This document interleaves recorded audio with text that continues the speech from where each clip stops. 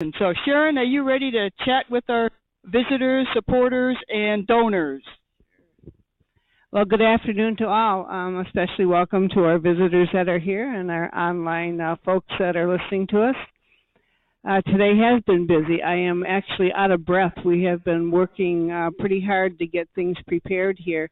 We have some extra help here. We have some dedicated bear educators, of course, Kathy and Bob, and now Carrie and Buck have been here today, and he was gracious enough to get us some cedar chips. So we added those to Ted and to Holly, which she was a hoot watching her. I took a video, and we'll share that with you shortly. And also Lucky. Lucky couldn't wait to get back in his enclosure and rub his face and wash his face in it. So we'll share that video with you also. Currently, I know you're watching him on the mound. He is playing with some cedar chips that are also on the mound. Some folks ask about Ted's big adventure today. Well, how do you lose a 500-pound bear? Well, it's easy when you have a wooded area because he kind of blends in with everything. So I had looked. I thought JT had called on the radio and said, where's Ted? So I said, well, check about 20 feet in behind Holly's cabin. That's where he likes to lay.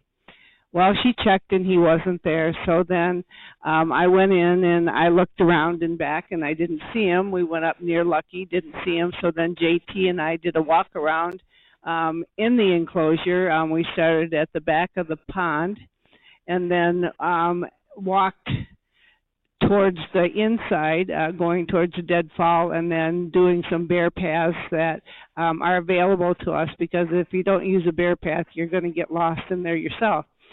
So we started calling him, and I was separated from JT, so she heard his little gentle whoops, and so we waited for him to come to us, and then slowly walked him back out.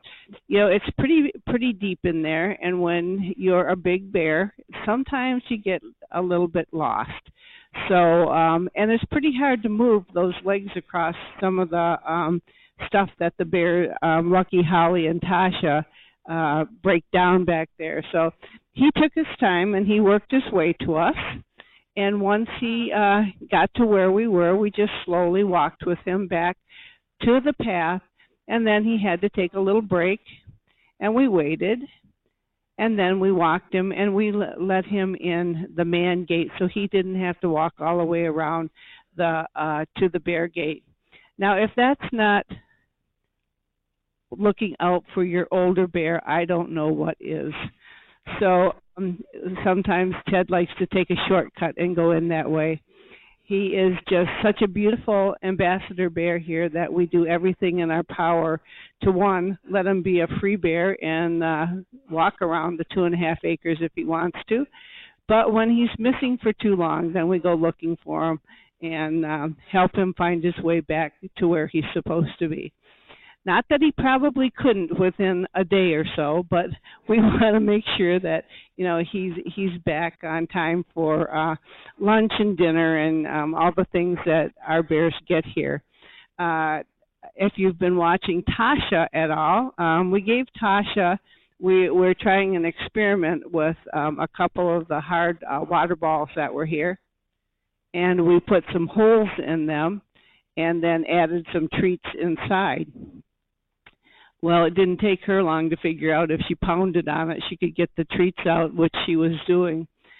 She's also been playing in the haven with different types of objects and sitting in her, of course, her reclining water tub.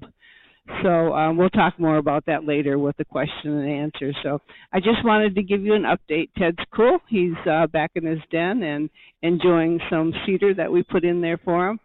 And again, thank you to our volunteers for going and get that and helping us put it in. So you'll, I can hear Tasha from here playing with the ball.